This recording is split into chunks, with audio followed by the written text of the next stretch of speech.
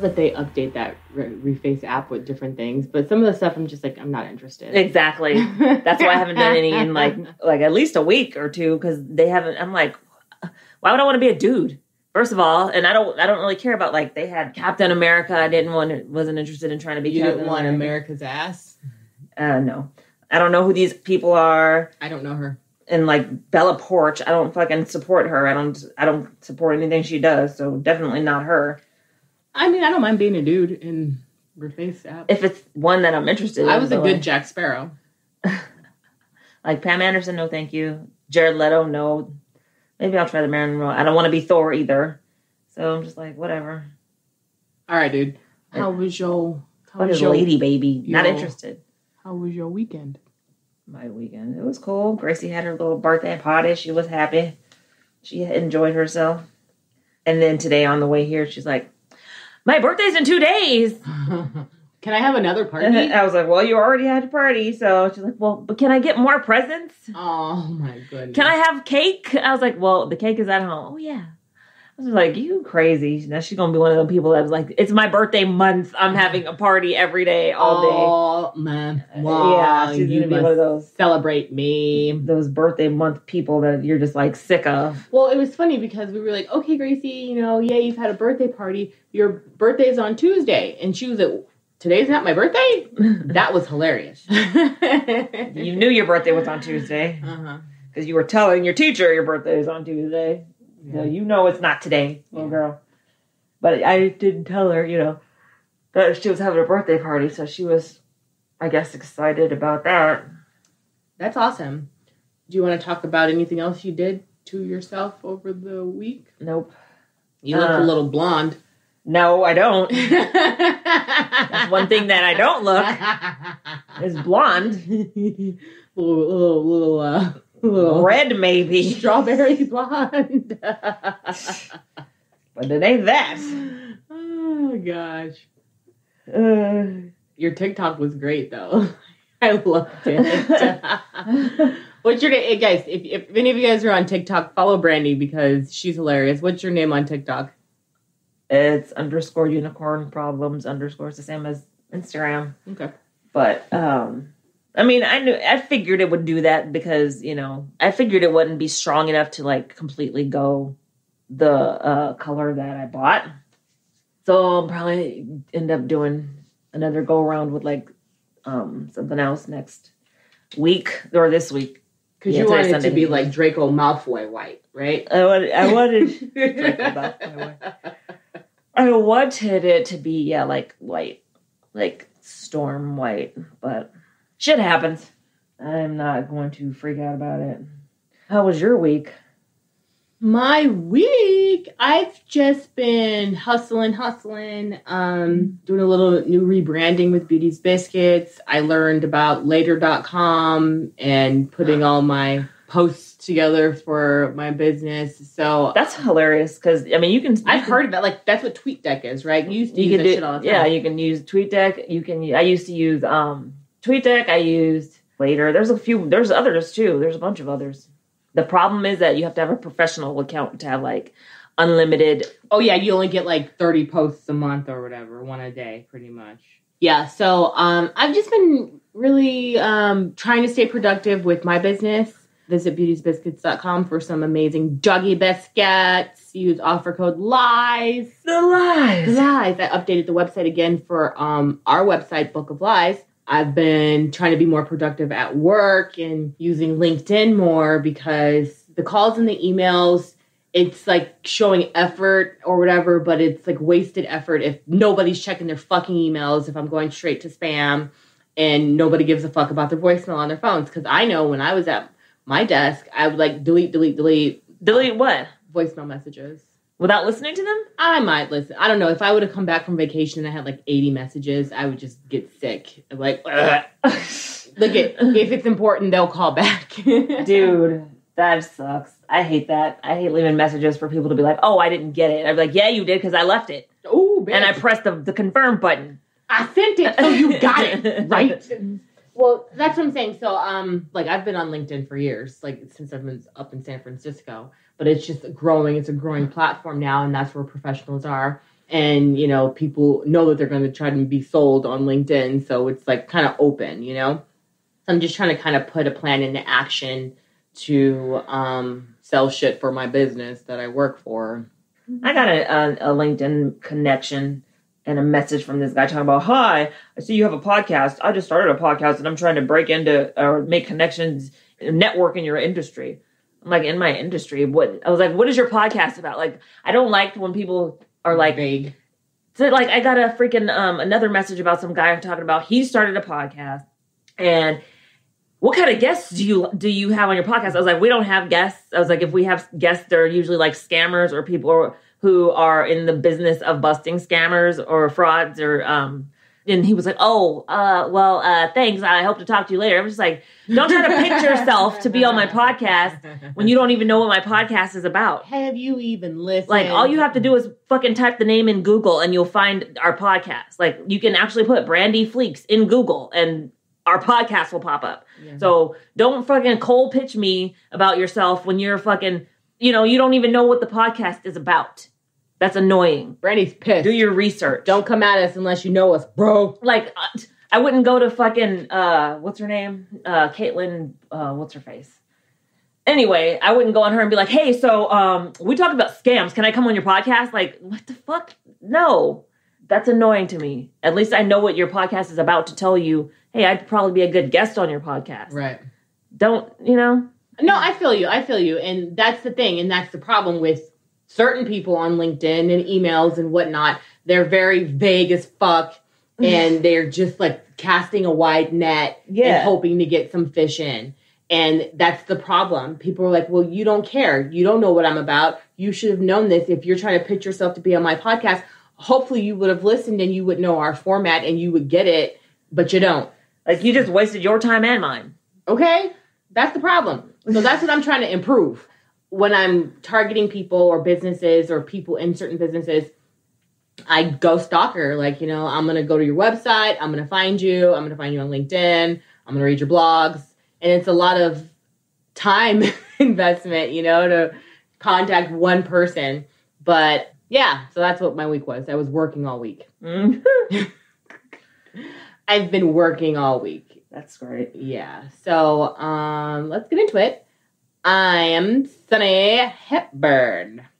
And I'm full of cramps. Oh, shit. And this is Book of Lies. It's about bitches. Welcome. Welcome back, listeners. And welcome to the new listeners. Thank you for being here. Thank you for listening. If you want to connect with us on social, please do at Book of Lies Pod on Twitter, at Book of Lies Podcast on Instagram, Book of Lies Podcast on Facebook. And we shot a YouTube video this week. That's what we should have talked about. We shot an unboxing video. That's on our YouTube channel. I added that to our website too, so you could watch our YouTubies if you want to. And yeah, Brandi, what are we talking about? We're talking about this gentleman who's a scumbag by the name of Ephren White Taylor II. He was born in Fort Gibson. What's MS? Mississippi? No. Missouri. Fort Gibson, Missouri? Mm-hmm. I thought Missouri was MO. You're right. Mississippi is MS. Is it MS or MI? Yeah. Michigan is MI. MI is Michigan. Okay, so... This is, what's that, geography? The M's, man. There's so many M states. I get confused. Maine, Massachusetts. Maine is M-E. It's so weird. But it's still an M, you know? Yeah. The ones that confuse me, there's the MS, because Missouri and Mississippi are the ones that fuck me up. Mm-hmm. He was born in, what'd I say? Where did I say he was born? Fort Grant, Fort Wayne? Fort Gibson, Mississippi. Basically, to tell his story, he was born into poverty, you know. When was he born? He's in July 1982. So we the same age a little bit. Yeah. So basically, like, he was born in, you know, poverty in Mississippi, you know, it's the South. So black people, and he's black people in the South, you know. He started a business when he was 12, designing 3D video games for computers and selling them to his classmates. This is his version of what happened. This is his story. This is his story. And then in high school, he co-founded a job search website for teenagers called 4Teens Network, the number 4 Teens Network. Mm-hmm. And then it was later renamed GoFerretGo.com, which grew into a multi-million-dollar company. And he said he became a millionaire at the age of 16, again with this video games, and that he was a multi-millionaire by his early 20s. And in 2006, he became the youngest African-American chief executive officer of a publicly traded company when he was named to that job at City Capital Corporation. So he's the CEO of City Capital Corporation. Right. And this company is committed to socially conscious investing and community building. So like at the age of 24. Just at the early 20s. It was 2006. I'm the same age. Oh, when he became the youngest CEO. Yeah, okay. Look, I'm going to do the math for you. I'm like, don't say that. I know what it is. So in addition to his corporate duties, he apparently was an author, a public speaker, and a radio host. Mm-hmm. And he engaged in a bunch of fuckery under that City Capital Corporation company. The fuckery. He engaged in a whole bunch of fuckery. So, Ephren Taylor would be invited to lots and lots and lots and lots and lots and lots of megachurches. Oh. To speak. You know, the pastor, the minister would be like, yes, please welcome Ephren Taylor to... Please welcome Brother Ephren. Yes. And you would think at church, he would be preaching gospel. Yeah. Maybe testifying. What he was doing was gathering clients. Okay. Investors in his community building and his socially conscious ventures. Okay. He managed to get a whole bunch of people to invest their money with him. I didn't get to watch it, but there was an episode of American Greed on him. Mm-hmm. And then my sources on this one are ABC News, MSNBC, and Justice.gov. Mm-hmm. Basically what he was doing. He would go to these churches and he would, basically say, I've got this investment going on. We're building the community, people. We're building the community. And most of the people, these churches were black churches or churches that had a lot of black followers. Like he even went to one of Joel Osteen's churches. Oh, okay. And what he was doing was selling promissory notes. Oh, fuck. Yeah. That were backed by socially responsible ventures like small businesses and affordable housing projects. And one of the churches that he visited was New Birth Baptist Church in Atlanta, where the pastor, his name was Pastor Eddie Long, and he introduced him to, of course, the crowd on Sunday morning. And one of the members of the church said, everything he says is based on the word of God. He was one of those people that got people interested via prosperity gospel. Yeah. Like Jim Jones. I mean, oh my God. Pastor Luke! Not Jim Jones. Jim Bakker. Check out our Pastor Luke, Jim Bakker episode. It's a good time. And if any of you guys are looking for a place to spend your money, go ahead and meet us on Patreon. www.patreon.com/Book of Lies podcast. There's an extra W. www. So basically he would say, like, during one of his Sunday morning pitches, because that's what it was. It was a pitch. It wasn't a sermon.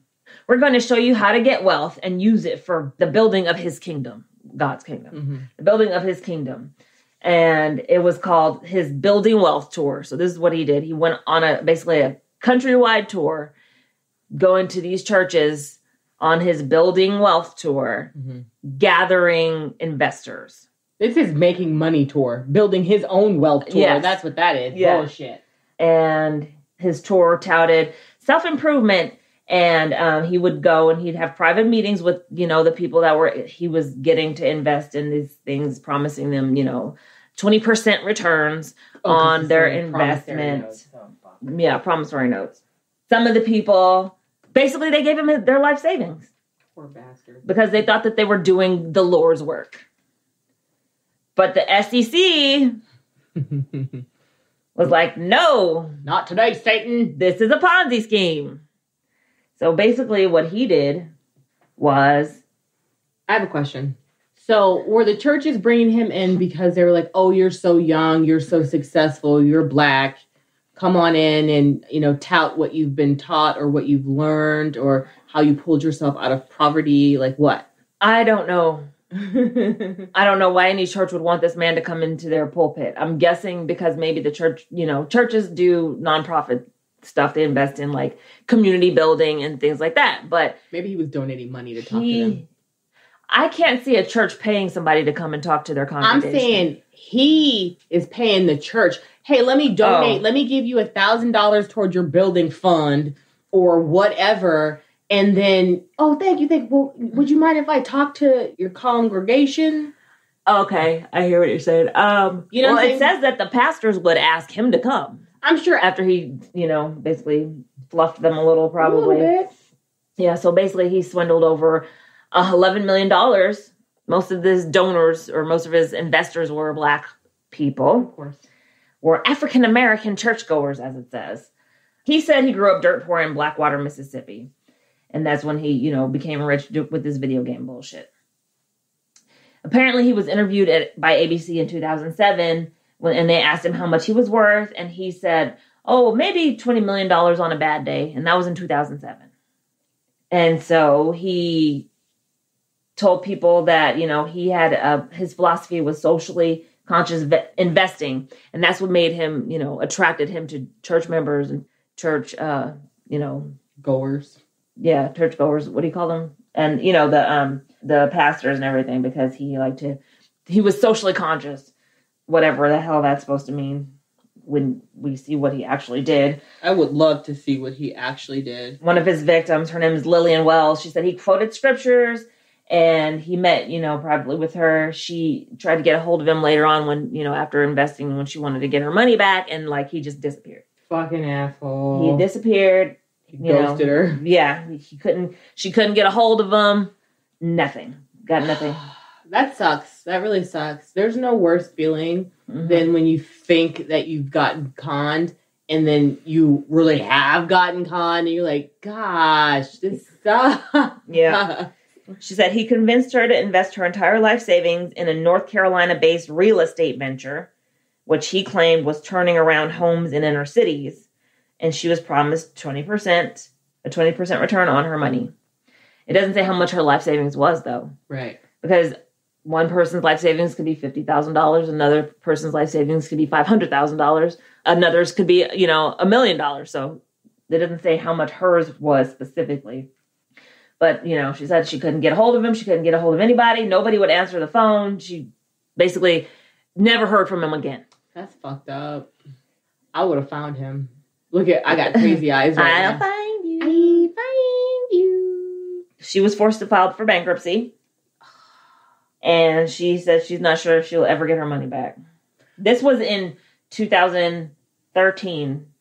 2013, that's her story. That's sad that she had to file for bankruptcy. Because if this was her life savings, maybe something happened. Never give anybody all of your money ever. Don't give them. These guys money. are good, though. Good. You give me all your money, and I'll give you 20% return within 30 days. I promise. And then you're like, "This is a risk. This is definitely a gamble." I'd be like, "Fuck you!" And the click that you claim, get out of here with that. Yep. And a woman that worked for him by the name of Lisa Conway, she became suspicious of him after she started working for him in 2010. Okay. She said at first she was excited to sell another type of investment City Capital was pitching, but soon she began to suspect that the business was not on the up and up. I wanted to believe the answers were legit when we had the meeting, she said, but I would see things that weren't appropriate. She started to think that the money that was coming in was lining his pockets, and it was. He was spending his money on car payments, credit card bills, rent on a New York City apartment. He paid for his wife to basically try to have a music career. He paid for a music video for her. For a fucking Melissa Gorga. Her name is Michelle. Michelle Taylor. Same thing. Yeah, basically he fucking rented studio time and he produced or paid for a music video. On display. Where they were wearing furs and diamonds, and guess what the song was called? Dripping Fraud. No, fraud. Dripping Fraud. No, it was called Millionaire or Billionaire. Billionaire. Yeah, billionaire. Billionaire taking these motherfuckers' money. promissory notes, 20%, nothing. I don't know. It was the wife singing the song. It wasn't him. Sorry, just kidding.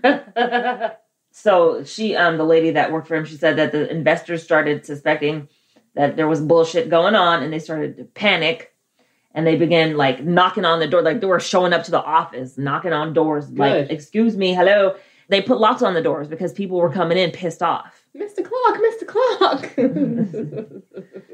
She said he started to panic, sensing that his house of cards was beginning to crumble. You could see him sweating, she said. Okay, I have a question. So if you've got this job as the CEO of this, amazing city company, capital, why can't you pay your own fucking bills? They weren't paying bills. The company wasn't even paying its bills. Oh, shit. So not only is he not paying his own bills, he's using the money from there. He's not even paying the company's bills with the money that they're bringing in. That's fucked up. The investors were, of course, getting unreturned phone calls, and then they were getting empty promises. Oh, yeah, we'll get you your money. We'll get you your money. They never got their money. The money that was coming in was all from new investors. None of it was ever they weren't making returns on anything. He wasn't investing in projects, in these inner city projects, in these whatever. Sounds like a fucking liar to me. That was in North Carolina. Because I was wondering, he has to definitely be moving around to fraud a bunch of people. He went to Texas because he was going all over the place. So that was in North Carolina, right? So in Texas, there's another a couple also fucking got involved with this shit. Gary and Anita Duro, they met Ephren Taylor at Joel Osteen's church in Lakewood, Texas. Gave him $1.3 million. $1.3 million they gave him, this one couple. That's ridiculous. That was their whole life savings. And her mother's retirement. Damn. You gave up mama's retirement? No. And they said it seemed like a good deal for about a year, because at the beginning of the time, he started sending them checks for $11,000 every month. $11,000? He was sending them checks for $11,000. He had to keep that shit afloat for a little bit. They said, he asked us, what do you need? Give me a figure. And he made it happen, said Gary Duro. The Doros said the paperwork Taylor provided was very convincing. They thought that they were investing in an inner city laundromat, a juice bar, and a gas station. And they got pictures of the businesses that they were supposed to be operating.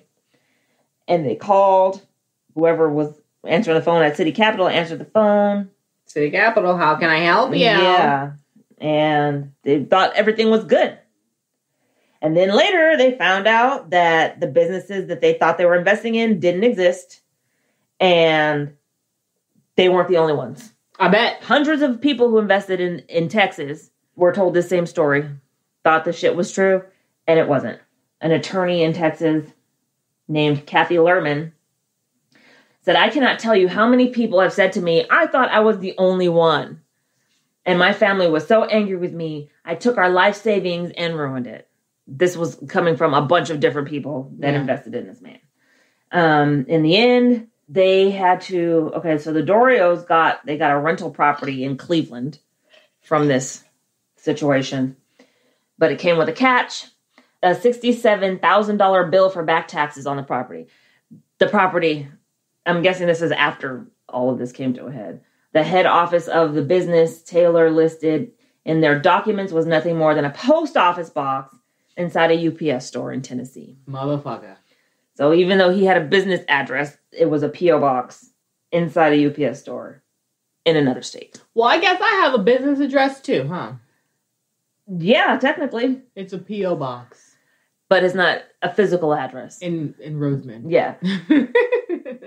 I hate people like this. I'm going to just say it right now. Yeah. I fucking hate people like this that they just take. They don't care. And it's oh, well, there's more of you assholes out there, more dum-dums out there. That's why he went from state to state. Who want to be better, who want to invest in something, and these fucking jackholes take their money and leave a horrible taste in their mouth. That's why people are so suspicious. Yeah. So, as you should be. Yeah. But fuck. The thing about this, so this type of crime is called religious affinity fraud, because you get people who are related in some way, either by their faith or by a community, sometimes just by family. And you get them all together and they all invest in this one thing or this project or this whatever. They invest because they trust their church. Right. Or they trust their community leaders. And so why would my pastor lead me astray? Why would he, allow me to get involved in this? He's the messenger of God. Is he? But this is what happened. Yeah, and it happens way more often than... Affinity fraud. It's not even just religious. It's just called affinity fraud. This is religious affinity fraud when it's involved in the church. Well, it says affinity fraud refers to investment scams that prey upon members of identifiable groups, such as religious or ethnic communities, the elderly, or professional groups. Yeah. Dick. So at New Birth Baptist Church in Atlanta, because it was Atlanta that Lillian Wells lost her money. The Dorios are in Texas. When she talked to her pastor, she went in to talk to the pastor about what happened. He said, the church ain't got no money. Oh, because she was like, I need some money. She was like, you brought this man into our church and, he took all my money and he took my life savings. And he's like, well, the church ain't got no money. I don't know. He's like, I couldn't help that I took that $1,000 for him to come in and talk to y'all. Then he done took your money. We ain't got no money. We can't help you, sister. So the church, the Bishop Eddie Long from the church, from New Birth Baptist Church, made a video in 2011 pleading with Ephren Taylor to return the money to the church. Because he took the money from the church, too. That's messed up. The church told ABC News they do continue to hope the responsible parties will restore the funds they took from congregants at New Birth Baptist churches in around the community. Gary and Anita Dorio, they said that they forgave Taylor and they hope that God, he sees justice from God's hands. He went into hiding. I bet he Ephren did. Taylor went into hiding for a while. I don't know how long he was in hiding, but he was missing. Nobody could find him. And one day, his wife got caught. So there was this place called Panacea Massage. And there was a woman who would go to their salon for services, and she called herself Liz Taylor.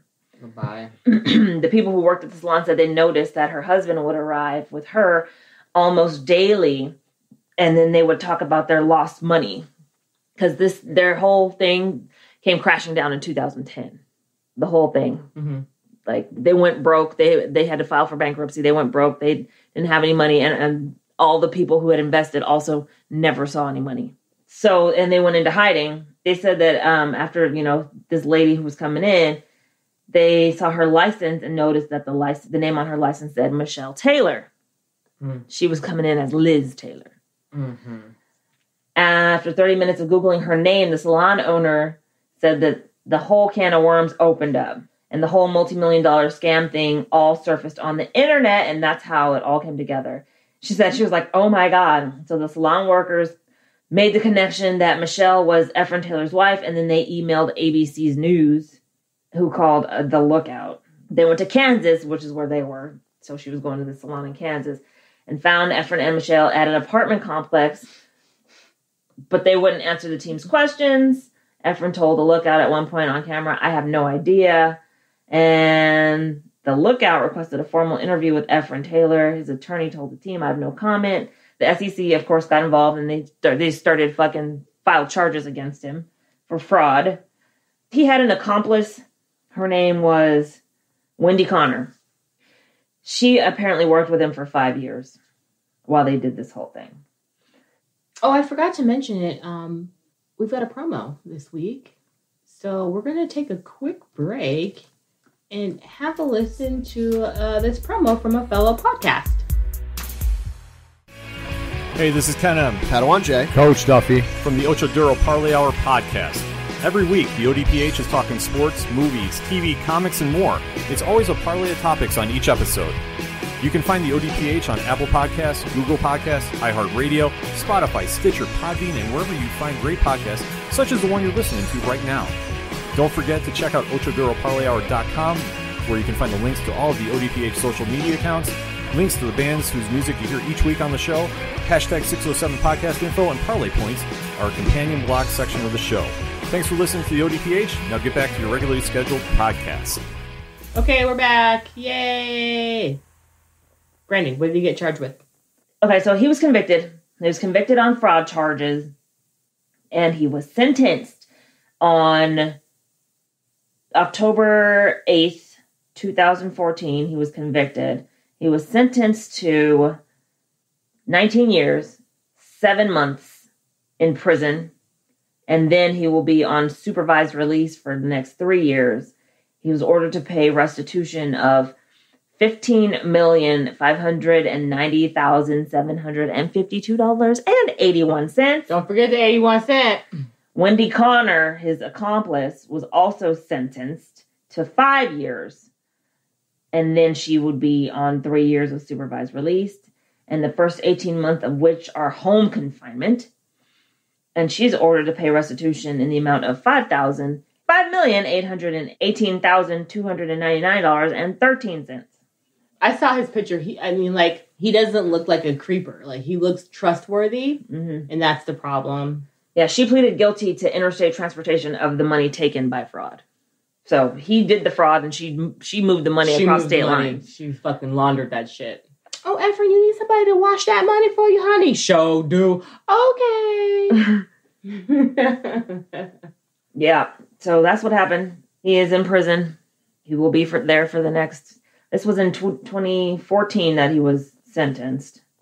So 19 years on top of that. He got 19 years. 2035. It's fucked up that he's going to churches, taking people's money. And so he wasn't even following through on the business that he's the CEO of. And what about this video game? Was it real or what? That's his story. I don't know. I didn't see any receipts about these video games that he apparently became a millionaire from. I didn't see, anything about that. So I didn't watch the American Greed episode. So I don't, know if they talked to anybody that knew him in middle school, because that's what he said. He was 14. You don't go from inventing video games to becoming a scammer. It's strange. It's just like, how did you get to that point? Exactly. And if you're the CEO of a successful company, why are you fucking frauding people unless it's just so fucking easy to you? Well, Bernie Madoff did it. Well, that was his whole get down, but he wasn't going to churches, but he was fucking over his friends. Yeah, and most of the people that he ripped off were Jewish. Yeah, so he was hitting up a lot of organizations and things of that nature. But the no, I can't take your money. Okay, I'll take your money. That's episode 2, Bernie Madoff, if you haven't heard it. But I hate this kind of person and the people out there that do this, that just prey on other people. I hope you have fucking hemorrhoids at least. I really hope you are uncomfortable and you are sick from what you've done. Do you know what I'm saying?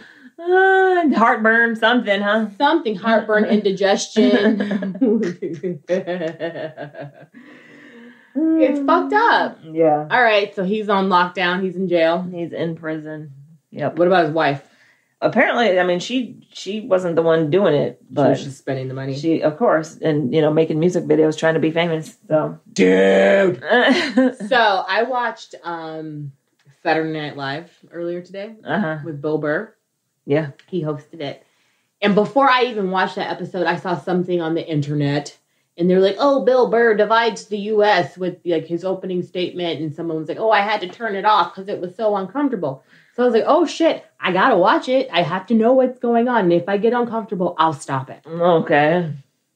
Bill Burr, my dude. Bill Burr's Bill Burr. He cracks me up. Yeah, he's funny. He goes in. He's talking about white women. So he was just like, "How did white women become?"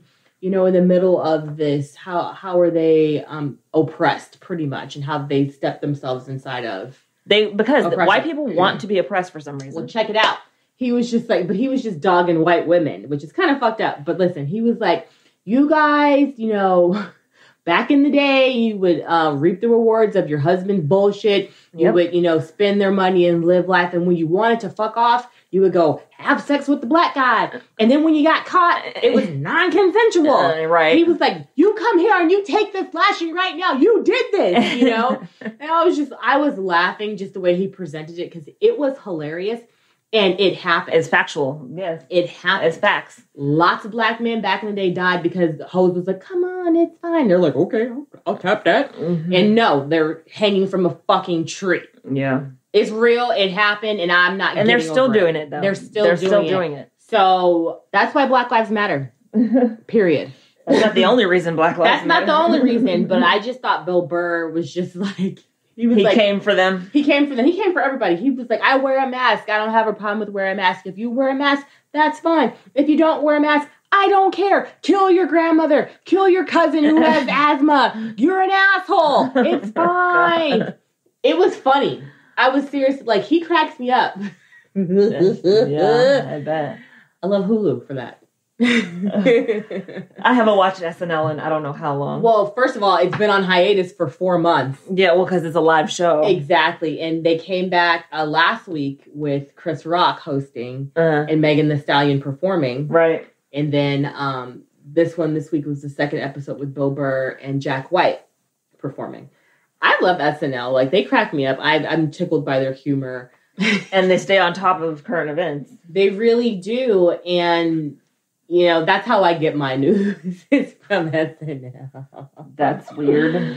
It's not 100% true. That's where I get all of my news from, but I wish. Anyway, so he's gone to jail. That guy's a fraud. It's fine. It's fine. It's fine. Brandy, what's your thumbs up for the week? Ugh. I watched American Murder today. I watched it. Basically, it was all of the body cam and, like, the documentary, like, footage of Chris Watts' family, Shanann Watts and her 2 kids, Cece and Bella. Last year, Chris Watts went on trial for killing his wife and his 2 daughters. His pregnant wife and his 2 daughters. Oh, this motherfucker up in, like, Colorado or something? Yes, in Colorado. So I watched it. Oh, my God. And it just, like, man, it was just... He was a family annihilator. That's what they call, people that kill their families. And he just did it because he got a girlfriend. That was it. I was like, this is totally freaking Scott Peterson, except for Scott Peterson didn't already have 2 children. But his wife was pregnant, and he was trying to cheat on his wife with this other woman. Yeah. But it was just like, dude. Why do you have to kill your whole family because you have a girlfriend? Exactly. Why can't you just get a divorce? Why can't you just play the relationship out and shut the fuck up and do your thing on the side? Don't worry about what I'm doing. Let me live my life because this shit's going to fizzle. And if it doesn't fizzle, fuck off. We don't need you. Don't kill us. Son of a bitch. Yeah, he killed his wife and his 2 daughters. Okay, so it was all like body cam footage, the interrogation room footage. Yeah. And then like, the footage of her because she was doing Instagram video. Lives yeah. Okay. Right. So it was all footage pieced together. But yeah, like you see him in the interrogation room and they let his dad come in and talk to him. And his dad's like, you got to tell me, what happened. He's like, oh, she killed the kids. And so I killed her because of what she did to the kids. But then later on, he goes and confesses that he killed her. He strangled her to death. And then he put the kids in the car and took her, buried her body, and then dropped his kids in a fucking, like a water tank while they were still alive. Again, monsters live among us. It's awful. Monsters. The day that she went missing, her friend was like, I'm worried about my friend. I dropped her off this morning at 2:00 in the morning. She's supposed to go to the doctor at 9:00. It was after. She was like, she had an appointment at 9:00 to go to the doctor. She didn't show up. She, I can't get her to answer her phone. She's not answering the door. He was supposed to be at work. And they had people, I don't know, like maybe his family friends or her friends or something. But there was a guy there who was like, he's not acting right. He never talks. And now suddenly he's babbling his head off. At work? No, to the police. Oh, when he was like, the guy was like, he's not acting right. And he was like, this is weird. He's always quiet. He never really says anything. But now all of a sudden the police are here and he's just like chattering away. It was really, really weird. I was like, oh shit, he called that shit. Like he knew that something wasn't right with this dude. Uh-huh. It was just messed up. The whole thing was just messed up. That's fucked up. And it was all because he got a girlfriend. I'm angry. So I'm so angry. My thumbs up for the week is what? Did you watch the finale of The Boys? I missed that. I did not see it. I have to watch it. I guess we won't talk about it. Yeah, no, I didn't watch it on Friday. What was I doing on Friday? I was at Mom's house. So I missed it. And then yesterday we were over here, so no, I haven't had a chance to watch it. I mean, I watched what I watched this morning, but that was it. And I watched that. What else did I watch? I watched something else too this morning. A movie. Oh, that Hubie movie. I watched it. Hubie Halloween? Yeah. I watched that. I was like, okay, like. This is goofy. Yeah, it was just like, all right, weird. It was weird. I only watched half of it because I was just like, all these characters are coming back. This is funny. And then the kids were bugging me. And so I was just like, let me just watch it later where I can enjoy it. Yeah, it was, a goofy movie where you're just like, all right. Okay, Adam. I love that Adam Sandler keeps his content fresh. His daughter is in it, though. She's so big. Well, we're getting old. I know. I was like, hey, that's Adam Sandler's daughter. Mm-hmm. I like how, what's her name? The character, her last name is Valentine, because Vicky Valentine. Was her name Vicky Valentine? Vicky Valancourt. The Let Me Touch Her Boobs. But, yeah, so I watched those this morning. But my thumbs up for the week. I don't really have one. So maybe I'll try to find one. What's your thumbs up for the week? I'm really excited about those fall pictures we took yesterday. So we took some pictures. I'm really excited to post and share the photos. We made a little fall scene in the backyard, so that's cool. And I don't know. Oh, my anniversary is next week. So I'm going to try and we're going to go out or something. Your wedding anniversary. My wedding anniversary. 5 years. 5 years, y'all. I want to go do something. Can you watch the children? I don't know. What day is that on? Saturday? Our anniversary is on a Sunday, but we're probably going to do something on that Saturday. I don't know what is happening on. Nothing's happening, so can you watch my children? How do you know? I might. Listen here, I might have plans to go I might have plans to go to Cabo. You don't know. I remember 2020 happened and all plans were canceled. Is that what you're... Well, exactly. Plans are canceled. I haven't made them yet. I'm trying to. I'm trying to make plans. But, I don't know. Like, I'm just keep moving forward. Honestly, that's about it, dude. I'm just trying my hardest, living my best life, because you never know what's going to happen. Trying to keep breathing. Yeah. I'm going to try to keep breathing. Like last week, this is so dark, but my daughter's teacher died. Ugh. And it was very random. And last week, I think that's what kind of shook me earlier in the week. I was just like, the fuck? Like, this woman was younger than me, I believe. And we don't know what happened to her. And that was a little jarring. That's why I'm just like, treat yourself. Because if you die tomorrow, yeah, it's over. I hope you enjoyed it while you were here, because you've only got one life to live. YOLO. YOLO. I mean, other than that, y'all, thank you guys for being here. Thank you for listening. And we're just going to keep living and finding another day, pretty much. But make sure you vote. Do your thing. Subscribe. Leave us a review if you like this episode. If you didn't, leave us a review anyway. 5 stars, please. And thank you guys so much for listening. We love you. And we will be back next week with another episode. In the meantime, I'm Sunny Hepburn. And I'm Brandi Fleeks. And this was Book of Lies, the podcast. It has been the BOLP, bitches.